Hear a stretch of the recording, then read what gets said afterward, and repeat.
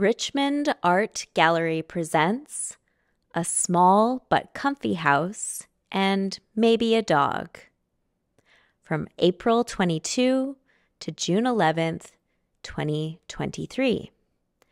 An exhibition of works by Amy Ching-Yan Lam with Haeahn Woo Kown, curated by Su-Ying Lee. My name is Danielle.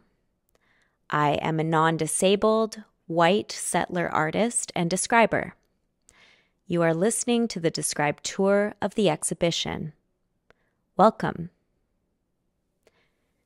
This described tour is offered to provide access to blind, partially sighted, and non-visual visitors.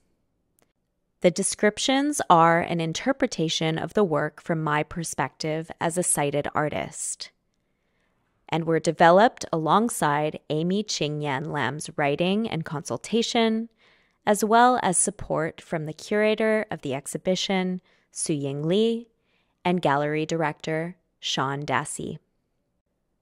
This tour includes descriptions of select works chosen by the artist. Please feel free to listen as you move through the gallery and to pause the recording as needed. The described tour is public and available to be listened to outside of the gallery as well. The introduction to the exhibition reads, quote, "The title of this exhibition comes from a text, Me in the Future, that Amy Ching-Yan Lam wrote at age 11 and put in a time capsule, speculating by the age of 25 she'd be married, have a career, and, quote, a small but comfy house and maybe a dog, end quote. Starting from these childhood fantasies of domestic love and financial stability, Lam presents artworks that explore how these dreams function within the wider context of colonial history. With humor and acuity, she examines the relationships between property, family, institutional power and collections, and theft. The imagined dog, referenced in the title, is represented by the real story of Ludi, a Pekingese dog taken from China by British troops during the Second Opium War, told through a book and animation. Alongside Ludi is a model of a fantasy communal home, Oopsie Compound, made by Lam in collaboration with artist Haeahn Woo Kown. Other works, such as Property Calendar, consider and mark the passage of time. This exhibition reaches outside of the gallery to include neighboring organizations. Lam has worked with the Richmond Public Library to bring a small selection from their Dr. Kwok-Chu Lee collection, which encompasses over 45,000 Chinese language books and artworks into this show.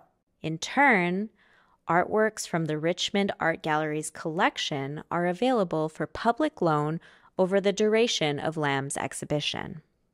The exhibition's lending program features artworks from the gallery's didactic and permanent collections by artists Diane Akyadi, Amir Ali Alibai, Len Gardner, Judith Gillis, Roy Green, Evan Lee, Lawrence Lee, Juju Mark, and Alan Wood. The exhibition will be accompanied by an artist book, co-published with UK-based publisher Bookworks in 2024. End quote.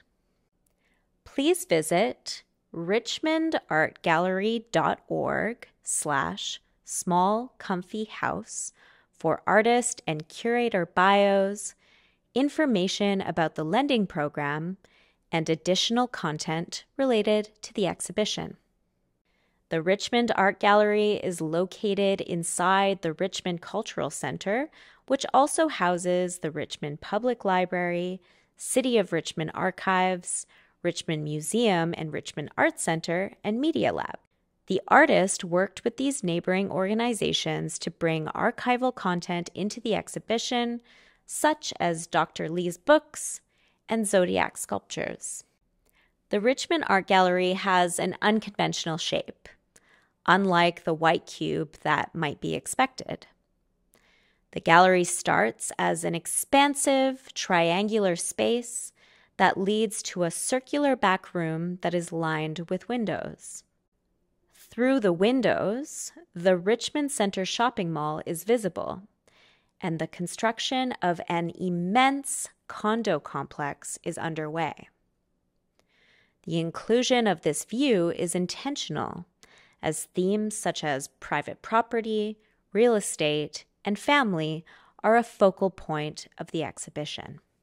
Beginning in the reception area, there is a greeting desk on the right, and to the left, the work titled Needing and Wanting from 2023.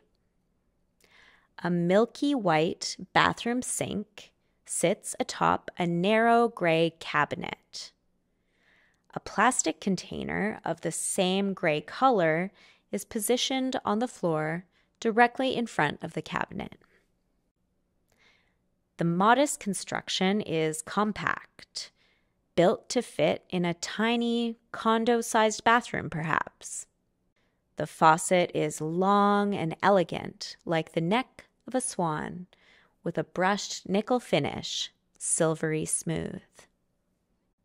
Set to a timer, the faucet turns itself on and off in intervals. When turned on, a flawed construction becomes evident. Water spouts beyond the front edge of the sink and into the gray container on the floor below. This fountain operates due to its mismatched elements: the cheapest sink and the most expensive faucet that could be purchased from Home Depot.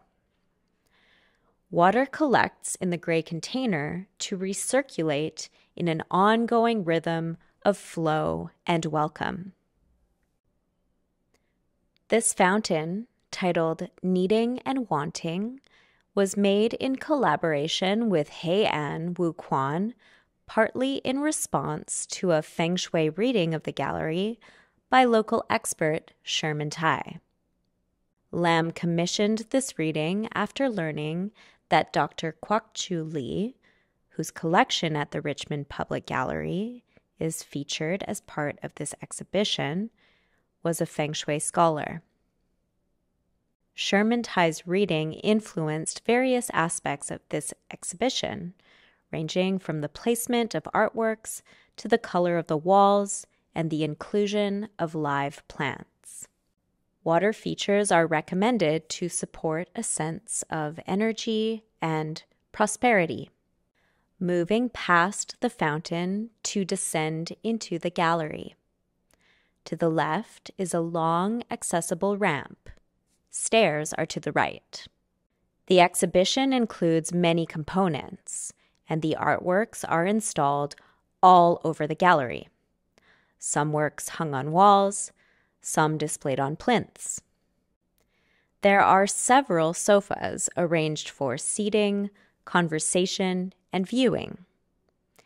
These and other domestic furniture have been borrowed from the artist's family home.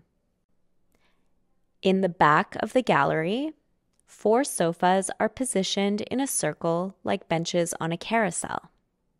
In the center of the circle, 4 zodiac sculptures are displayed in a plexiglass case on a low living room side table. Some of Dr. Kwok-Choo Lee's books are available to read, placed on the sofas as an invitation to have a seat. This described tour follows an order of artworks that relate to each other, but are not necessarily installed side by side in the gallery. The order of artworks is meant to emphasize the intention of the artist and to highlight thematic connections between the artworks.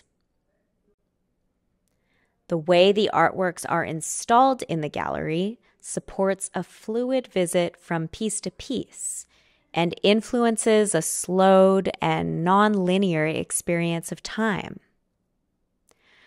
As you listen through, you might consider holding the idea of tangled timelines in your mind, past and future narratives that mingle with present realities and dance with all possible interpretations of the work.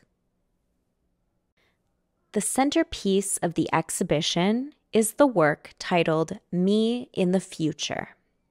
It is an enlarged digital print of a handwritten text by Lam from 1994, originally written in pencil on a lined and hole-punched piece of paper, the kind of paper used for grade school work. Here, it is enlarged to the size of a bedsheet, held up against the wall by 2 large metal paper clips at the top. It features a chronology of predictions for Lam's future, organized in 5-year increments from age 15 to 30. It reads, Me in the future, age 15. I will be in grade 10 in high school. I will be in the drama club and the student council. I may be even president. I will have lots of friends and be well liked. I hope to get okay grades. Boyfriend? Maybe. Age 20. I hope to have a serious boyfriend by now. I will be in my 3rd year of college. I'll be studying chemistry and medicine. I hope I'm much taller than I am now. Age 25. I'll be married by now. I'll have a job, a speech art teacher, or a chemist. I'll have a small but comfy house and maybe a dog.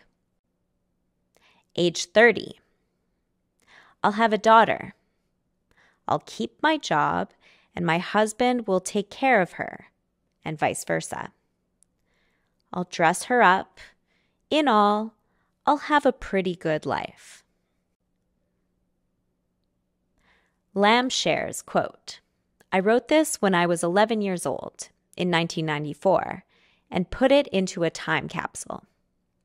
I was supposed to open the time capsule 20 years later in 2014 at a class reunion.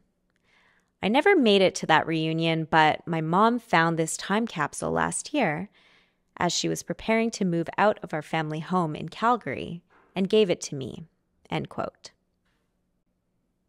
The work titled Time Capsule is displayed on a plinth and encased in plexiglass.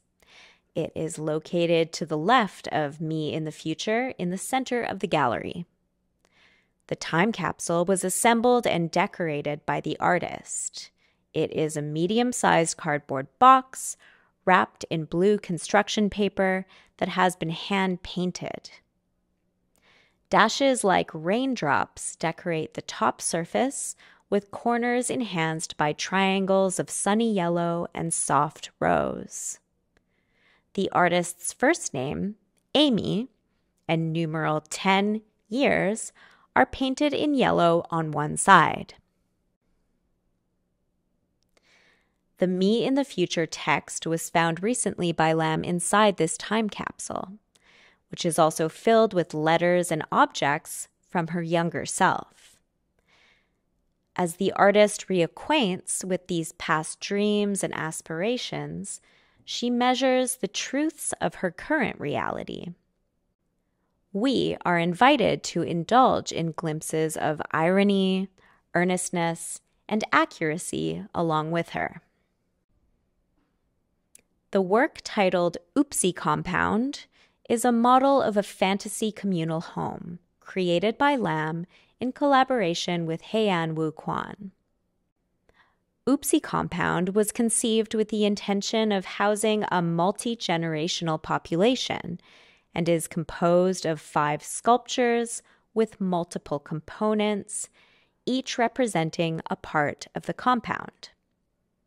Parts of the compound are separate from one another, allowing visitors to move freely around each one like a distinct island. Various materials were used in the making of Oopsie compound: plasticine, ceramic, hollowed-out gourds, a gigantic flip-flop sandal, and a collection of found materials and toys. The skewed perspective of fantasy is spotlighted by the use of variously sized found and handmade objects and figurines. Oopsie compound also gestures to architectural models of future condo complexes. Lam shares, quote, "The structures reference residences in popular fables, like the woman who lived in a shoe or the doctor who lived in a gourd. All of the models include toys from my childhood, and they are displayed on furniture from my family home, the one that I grew up in," end quote. Beginning a tour of the compound with the sculpture titled "Till It Runs Clear Bathhouse," installed on a plinth the size of a bistro table. A standard-sized white ceramic teapot has hinged walls on one side like a dollhouse, showing a white with blue polka dots interior. Pink plastic ruffled curtains line the windows, and there's a mess of salt on the floor. A navy figurine of a woman in a reclined posture is stretched along the top of the teapot. She is much too tall to fit inside. She is wearing a fancy white frilly sash, and a miniature bottle is positioned in front of her. From the teapot's spout, a stream of water arcs into a handmade orange plasticine vessel with a handle below, a jumbo-sized mug. The imprints of making are not concealed here. The top edge of the mug is ridged and uneven. A glazed ceramic figurine in a yogic squat lounges on deck next to a large piece of selenite. They wear a golden green mesh headband, a relic from Lam's My Little Pony collection. Next, the sculpture titled "You Don't Have to Die Library" is a row of 5 hollowed-out, sand-colored gourds. The gourds are positioned on the side surface of a toppled-over bookshelf. Each gourd has circular cutouts, revealing the items inside, including a green toy piano and a stack of miniature books. The gourd stems are long and twisted, one bearing a flag on the end that reads, "You don't have to die in order to make a living."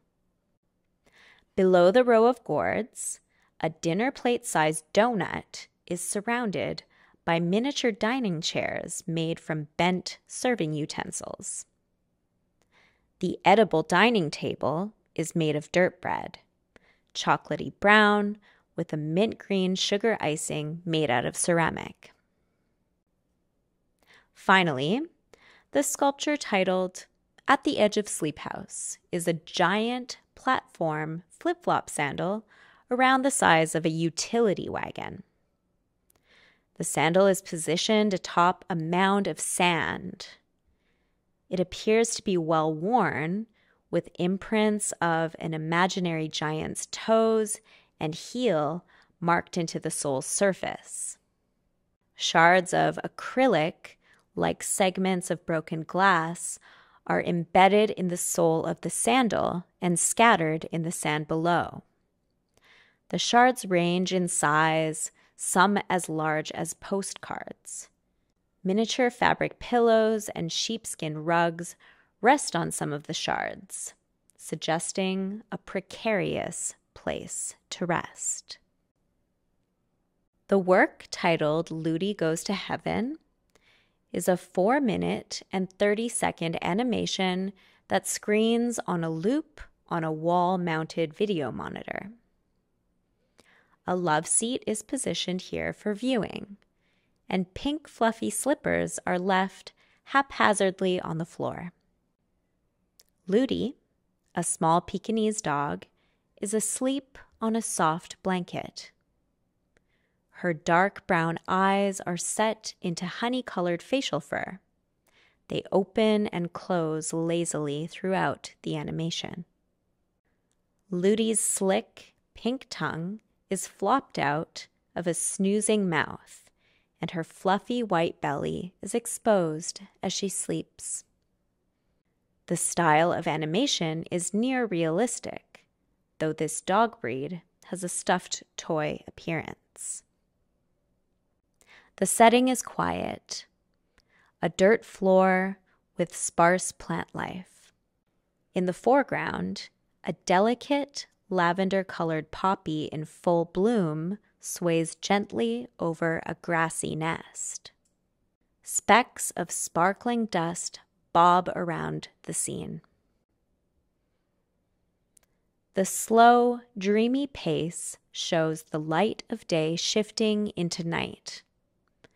When all is dark, Ludi's eyes open momentarily and glow a sci-fi creature green. As morning returns, Ludi yawns and proceeds with the languorous, eternal sleep. Further into the gallery is the work titled Rejection Letter.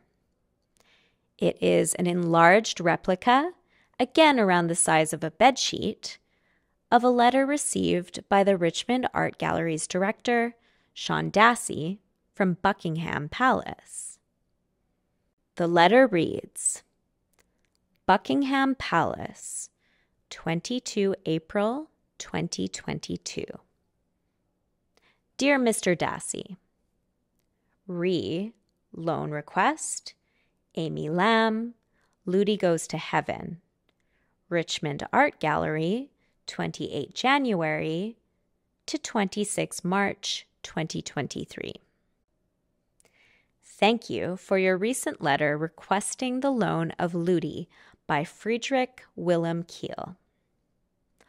Our conservators have now had a chance to assess the painting, and I regret to inform you that it will not be possible for Her Majesty the Queen to lend the requested work on this occasion. There are concerns about the stability of the paint layers, and international travel would pose undue risk of damage to the painting. Very careful consideration was given to your request, and I am sorry that the Royal Collection will not be able to contribute on this occasion to what is sure to be a fascinating and thought-provoking exhibition. Yours sincerely, Anna Reynolds, Deputy Surveyor of the Queen's Pictures. The artist shares, quote, the painting referenced in this letter charmingly depicts a white and brown Pekingese dog named Ludi sitting in front of a large vase. Ludi was stolen from the Summer Palace near Beijing during the Second Opium War in 1860, gifted to Queen Victoria, and renamed Ludi after how she was obtained. The Opium Wars are also how Hong Kong, where I was born, became a British colony. This letter documents the refusal of the Royal Collection, which is the collection owned by the royal family in England, to loan the painting for inclusion in this exhibition. End quote. Next is the work titled Stolen from the British Museum. It is a USB key that the artist shoplifted from the souvenir store at the British Museum. It is a miniature replica of the Rosetta Stone, one of the most famous objects in the collection of the British Museum. It is small enough to fit in the palm of a hand. It has been mounted onto a small white plinth and is displayed on top of a larger plinth that is almost big enough to fit the actual Rosetta Stone, almost 4 feet tall, and 2 feet wide. From the exhibition didactic, quote, "The Rosetta Stone is one of the most famous objects in the collection of the British Museum and is well known for providing a key to Egyptian hieroglyphics with text in both Greek and Egyptian. However, the original use of the stone was to announce a mass amnesty for both debtors and prisoners in 196 BC. This means that both debts and criminal sentences were forgiven. Everybody had access to a fresh start. These types of amnesties, also known as debt jubilees, were used in some ancient societies at critical times to ensure political stability or on a cyclical basis." End quote. In the circular space at the back of the gallery, a wall of floor-to-ceiling windows shows the Richmond Center Mall and ongoing condo construction across the street. The carousel of sofas is installed here around a coffee table that is positioned in the center of the room. 4 ceramic Chinese zodiac sculptures from Dr. Kwok-Chu Lee's collection are positioned on top of the table. Each around the height of bedside table lamps, rabbit, dog, boar, and ox stand in a circle facing one another. This central axis transmits a spiraling motion that ripples out into the surrounding circle of sofas and out into the rounded architecture of the space. The work titled Property Calendar is installed here.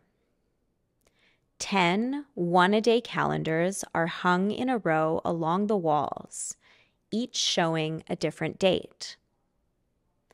Following the rounded shape of the walls, the calendars keep us in the spiraling sensation of the room.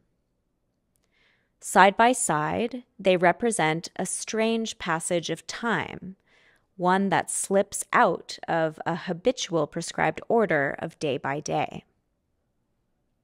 The calendar pages include a large, bold date number, icons representing the zodiac season and moon phase, and text near the bottom, sometimes one line, sometimes a full paragraph, sometimes no text at all.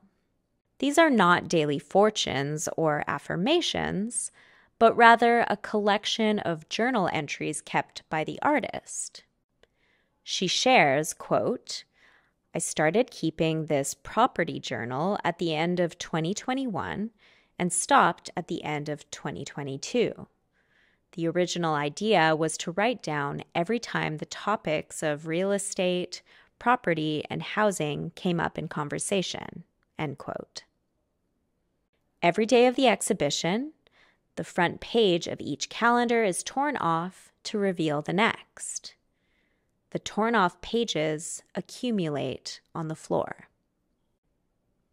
Across from the wall of calendars and hanging in the windows at around eye level are 2 photographs in frames. Both photographs are around the size of a postcard, and the frames are about double that size. The frames hang from the ceiling, each connected to 2 silver chains. The chains reflect the theme of construction, drawing an industrial element from the scene outside the window into the gallery. The framed photographs create a partial obstruction of the outside view of a construction site. Pillars of rebar grids, exposed concrete foundations, several white and blue construction cranes, and streets and sidewalks lined with safety cones. The photograph on the left side is titled Future Friendly. It features a miniature model of the Richmond Center condo complex. The condo model shows 4 high-rise buildings of different heights made of laser-cut acrylic and other materials. Miniature models of tall trees line the roads between the complex and the gallery. The photo was taken from the angle where the Richmond Art Gallery is located. The gallery itself is not depicted in the model. Instead, an empty green space makes up the bottom right corner. Lam shares, quote, "The title of this work comes from a euphemism that the Richmond Center marketing material uses to denote wheelchair accessibility in individual condo units. Instead of being described as wheelchair accessible, the units are denoted as future-friendly," end quote. The photograph on the right shows an open pamphlet for the future Richmond Center condo complex. The image shows predominantly white future residents meandering and lounging around the rooftop level of the condo complex, titled Sky Gardens. Along the bottom of the pamphlet, text reads, "Your private garden in the sky. The tranquil sky gardens have been seamlessly designed to extend living and gathering spaces into the great outdoors. Residents can relax in the lush gardens while enjoying views of the coastal mountains or the vibrant urban streetscape below." The artist's fingers are visible, holding the pamphlet open at the bottom corners, calling us back to the exhibition's title, "A Small but Comfy House and Maybe a Dog," and the exhibition's centerpiece work titled Me in the Future. Is the future depicted in these photographs one the artist fits into? And if not, who is this future designed for? Thank you for listening to the described tour of A Small but Comfy House and Maybe a Dog, an exhibition of works by Amy Ching-Yan Lam with Haeahn Woo Kown, curated by Su-Ying Lee. The Richmond Art Gallery invites you to share your valuable feedback. Please share your experience with us in gallery or via email to gallery@richmond.ca.